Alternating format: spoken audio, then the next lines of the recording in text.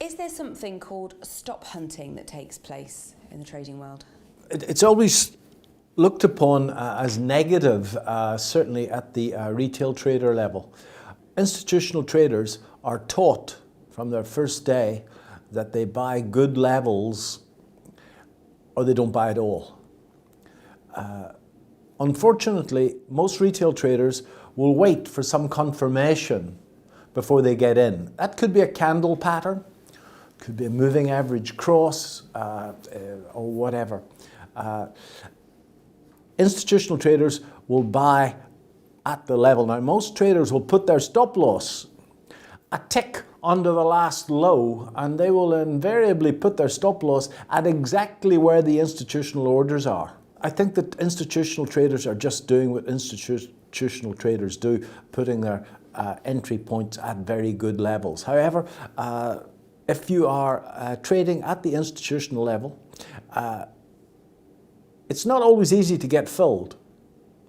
At the retail level, if you want to buy 100 shares, you want to buy the pound against the dollar at a 5 or a point, you press the little button and you've got it. At the institutional level, it's not that simple, and you've got, on occasions, to actually generate the liquidity to get aboard. I don't think that anybody looks at where the stops are, but they will say to themselves, well, we know pretty sure that most of the stops will all be crowded around this obvious level.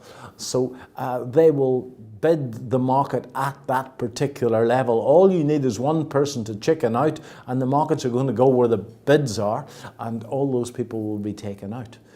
So I think that if you do not think long and hard about where you're going to put your stops, that you're going to find that you can quite easily die in a sea of stop losses.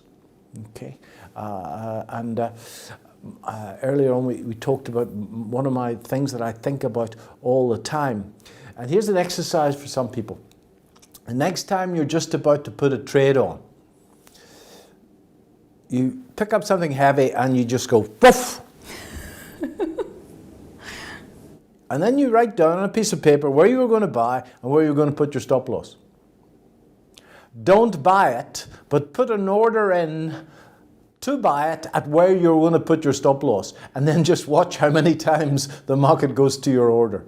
Okay, markets will go to the obvious stops most of the time, and one of my rules is that I want to put my entries where the masses put their stops. So I think that you can think your way through most of that, but you really need to spend some time in being brave and getting in at a good level. If you don't get in at a good level, there's nothing that upsets me more than a guy saying that this is a very risky trade, I'll use a tight stop loss. That's just rubbish, because you'll get stopped out over and over and over again. The stop needs to be where the stop needs to be.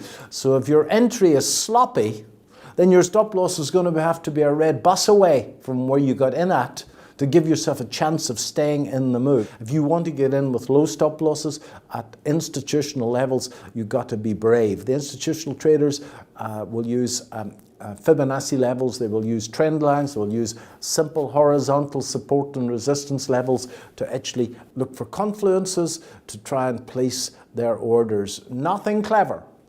Okay, and unfortunately, most retail traders, as I say, will look for some form of confirmation, and their stop loss will then be too close, and they'll get taken out in the noise.